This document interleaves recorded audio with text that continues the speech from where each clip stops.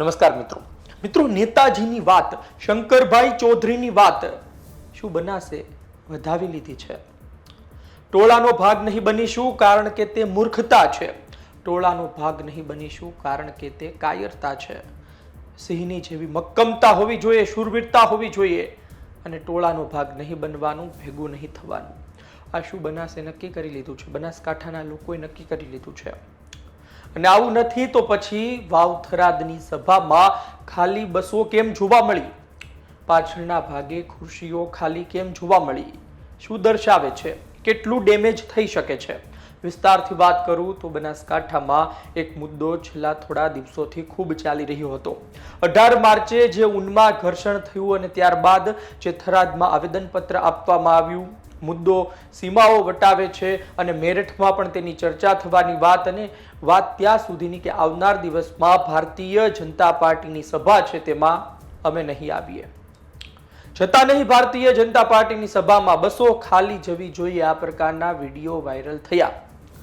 અને આ વચ્ચે પાટણના સાંતલપુરમાં શંકરભાઈ ચૌધરીએ નિવેદન આપ્યું કે આ મૂર્ખતા છે, એટલે કે ઊન ઘર્ષણમાં જે ટોળું જોડાયું, જે ટોળું ઊન પહોંચ્યું, ઓગળ પહોંચ્યું અને તેમણે જે ધમાલ કરી એ મૂર્ખતા છે। ટોળાનો ભાગ બનવો એ કાયરતા છે। શૂરવીરતા સિંહ જેવી હોય, એટલે કે સિંહ એકલો ફરે, શૂરવીરતા તેવી હોય, એ વાત તેમણે કહી હતી। આપણે તેમના શબ્દો પર વાત કરવી છે, પરિસ્થિતિ પર વાત કરવી છે। પહેલા તમે સાંભળી લો કે થોડા દિવસો પહેલા પાટણના સાંતલપુરમાં તેઓ શું બોલ્યા હતા અને હવે શું પરિસ્થિતિ છે। ટોળાનો ભાગ બનીને સમજણ ન હોય, ખબર ના હોય, કોના માટે કરો છો, શું કરો છો, કોણે પ્લાનિંગ કર્યું, શું કર્યું, કઈ ખબર ના હોય તો પણ એનો ભાગ બની જવું, એને મૂર્ખતા સિવાય હું કઈ સમજતો નથી। એને માત્ર ને માત્ર મૂર્ખતા કહું છું। બાકી સુરવીરતા સિંહ જેવી હોય, એ નિર્ણય કરે, એની મક્કમતા હોય અને ઘણી વખત એને સંઘર્ષ કર્યા સિવાય જ એનું પરિણામ લાવી શકે। સુરવીરતા એ કહેવાય। સુરવીરતા ટોળાનો ભાગ બની જવું અને કોઈને નુકસાન કરવું એ કોઈ સુરવીરતા નથી હોતી, એ તો કાયરતા હોય છે, પલાયનવાદ હોય છે। નવી પેઢી માટે મારો એક આ સંદેશો પણ બધાની વચ્ચે હતો અને આ પેઢી તમને હું જે મારો આ સંદેશો છે, આવનારા સમયમાં તમને કેટલાકને મહિને ખબર પડે, કેટલાકને 2 મહિને પડે, કેટલાકને 4 મહિને પડે, કેટલાકને 12 મહિને પડે છે। જેટલાને વહેલી ખબર પડે એટલું સારું, એટલે મેં મારું કર્તવ્ય બજાવ્યું। આપણે સાંભળ્યું શંકરભાઈ ચૌધરીએ શું વાત કરી। બસ લોકોએ આ શબ્દો વધાવી લીધા છે અને કઈ આ જ કારણોસર લોકો વાવથરાદની સભામાં નથી આવ્યા। તમે જુઓ કે એક ગ્લાસ પાણીનો ભરેલો હોય, અડધો ભરેલો હોય તો પહેલા લોકો શું જોશે કે અડધો ખાલી છે, અડધો ભરેલો છે લોકો ઓછું જુએ છે, મનુષ્યનો સ્વભાવ છે। અને સમાચાર પણ એ જ બને છે કે કેટલા લોકો નથી આવ્યા, ખુરશીઓ ખાલી કેમ છે, બસો ખાલી કેમ જઈ રહી છે। અને જો સમગ્ર ડોમ પેક હોત તો આજની તારીખે કદાચ એ પણ વિડીયો બનતો હોત કે ડેમેજ કંટ્રોલ, જેટલો વિરોધ હતો એટલો જોવા ન મળ્યો, આ વાતો પણ થતી હોત। પણ સીધી વાત એ છે કે કાચું કપાયું હોય, ભૂલ પડી હોય અને પરિણામ જોવે તેવું ન મળ્યું હોય ને લોકોને બતાય તેવું હોય તો લોકો બોલવાના છે, વિડીયો શૂટ કરવાના છે અને સમાચારોમાં ચાલવાનું છે। અને આ કેસમાં પણ કંઈ આવું જ થયું છે। હવે વાત એ છે કે આ કેટલો સમય ચાલશે, આનાથી ડેમેજ કેટલું છે, સાબિત શું કરવા માંગે છે અને શંકરભાઈ ચૌધરી શું વિચારતા હશે, આપણે એક એક મુદ્દા લઈ લઈએ। પહેલી વાત એ છે કે આ મુદ્દો કેટલો ચાલશે, જ્યાં સુધી માગ ન સંતોષાય ત્યાં સુધી। માગ શું છે કે ખોટા કેસ કરવામાં આવ્યા તે હળવા કરવામાં આવે, પોલીસ અધિકારીઓ પર પણ કાર્યવાહી કરવામાં આવે।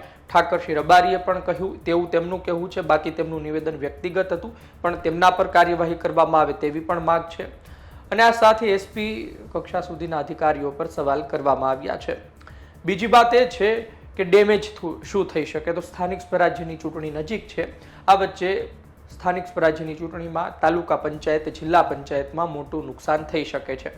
હવે વાત કરી લઈએ શંકરભાઈ ચૌધરીની, તો શંકરભાઈ ચૌધરીએ જે શબ્દો કહ્યા ત્યારે પણ તેમની મક્કમતા જોવા મળતી હતી અને શંકરભાઈ ચૌધરી આ મક્કમતા પર કેટલો સમય રહે છે। તમે જુઓ કે તમે એક ટોળું લઈને પહોંચો, કોઈ 2 લોકોએ લગ્ન કર્યા છે, એમને બાળક છે અને તેમને અલગ કરવાની વાત હોય તો એ ક્યારેય પણ સ્વીકાર્ય ન હોય।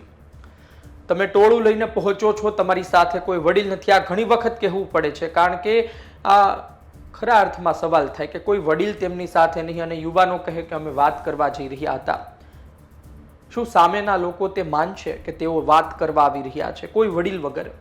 અને તમે સવારે સભા કરો છો અને ત્યારબાદ ભાભરના રૂણીથી ઊન ગામે મળવા પહોંચો છો, અને એ સભામાં ભડકાઉ ભાષણ થતા હોય, એ સોશિયલ મીડિયામાં લાઈવ ચાલતા હોય, પછી ઊન ગામે શું લોકો ભરોસો કરે? આ સૌથી મોટી વાત છે. બીજી વાત એ છે કે લોકોને અટકાવી દેવામાં આવ્યા, તો ત્યારબાદ અમુક ગાડીઓ ગઈ, તેના પર હુમલો કોણે કર્યો? સૌથી પહેલા હુમલો કરવામાં આવ્યો તો તેની પાછળનું કારણ શું હતું? પોલીસે ગાડીઓના કાચ તોડ્યા તેવો આરોપ છે, અને ખોટી રીતે માર માર્યો તેવા આરોપો છે. તો શું તેના પુરાવા છે? આ બધી બાબતો સવાલોમાં છે.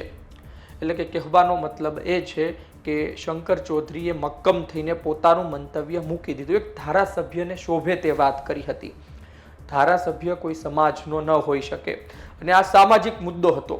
આ સામાજિક મુદ્દામાં તેઓ જો કોઈ એક પક્ષનું તાણે અથવા તો પોતાના સમાજ સાથે રહે, તો આવતીકાલે તો એ પણ એ નેતાઓની યાદીમાં હશે કે જે નેતાઓ જેટલા મોટા થાય છે એટલો વધુ જ્ઞાતિવાદ કરે છે, અને ખૂબ મોટા નેતાઓ હોય છતાં પણ એવા નિર્ણયો લે જ્ઞાતિવાદ મનમાં રાખીને કે જે બાદ તેની ખૂબ આલોચના થતી હોય છે.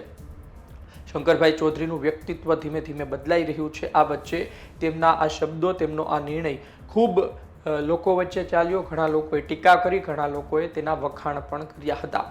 પરંતુ કહેવાનો અર્થ એ છે કે આ મક્કમતા કેટલો સમય સુધી ચાલશે? શંકરભાઈ ચૌધરીએ પોતાના ભાષણમાં એ પણ કહ્યું કે દિવાળી જેવો માહોલ હતો. વડાપ્રધાન આવ્યા એ પહેલા દિવાળી જેવો માહોલ હતો.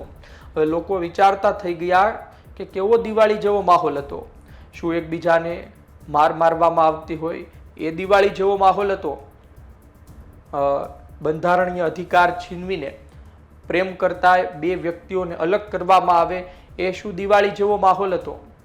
શું પોલીસે લાઠીચાર્જ કરવો પડે એ દિવાળી જેવો માહોલ હતો?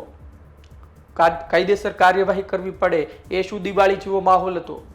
આવેદન આપવા પડે એ શું દિવાળી જેવો માહોલ હતો? એટલે કે આ બધા સવાલો હતા, અને ઘણી બાબતે લોકોએ ટીકા પણ કરી છે. પરંતુ જોઈએ આવનાર દિવસમાં શું થાય છે, કેટલી અડગતા રહે છે, કેટલી મક્કમતા રહે છે. અને જો મુદ્દો સાચો હોય તો લાંબા ગાળે પણ લોકો સાથ આપતા હોય છે. શંકર ચૌધરી એક વાત અતિ મહત્વની કહી હતી. તેમણે કહ્યું કે આજે નહીં તો કાલે, કાલે નહીં તો પરમ, એટલે ટૂંકમાં અમુક મહિનાઓ પછી તો પછી પણ તમને સમજાશે ખરી. આ ટોળાના ભાગ બનવા બાબતે તેમણે કહ્યું હતું. પરંતુ નેતાઓ જેટલા મોટા થાય છે તેટલા તેમના દુશ્મનો પણ બનતા હોય છે. અને કોંગ્રેસ બનાસકાંઠામાં મજબૂત છે, ઉપરથી ચૂંટણી છે. કોંગ્રેસને જોઈતું હતું ને આ મુદ્દો આપી દીધો છે. ભારતીય જનતા પાર્ટીએ પણ, ઠાકરસિંહ રબારીએ આગળ વધીને પણ, એટલે કે હવે મુદ્દો ચાલવાનો છે. અને આ મુદ્દાનો લાભ કોંગ્રેસ ન લે તો પછી કોંગ્રેસના મોટા મોટા નેતાઓ પર પણ સવાલ થાય કે તમારી પાસે તક હતી છતાં તમે તેનો ઉપયોગ ન કરી શક્યા ચૂંટણી સમયે. એટલે કે રાજકારણ ચાલવાનું છે. આપનું શું કહેવું છે કોમેન્ટ બોક્સમાં લખજો. આપ શું વિચારો છો? આ મામલો કેટલો ચાલશે, કેટલું નુકસાન થશે, અને ખરા અર્થમાં આમાં સાચું કોણ છે, ખોટું કોણ છે આપની દ્રષ્ટિએ? બાકી ટોળું પહોંચે અને તોડફોડ કરે એ ક્યારેય પણ સાચું ન હોઈ શકે. ભડકાઉ ભાષણ કોઈ પણ આપે એ ક્યારેય ચલાવી ન શકાય. આપનો અભિપ્રાય કોમેન્ટ બોક્સમાં લખજો. ધન્યવાદ.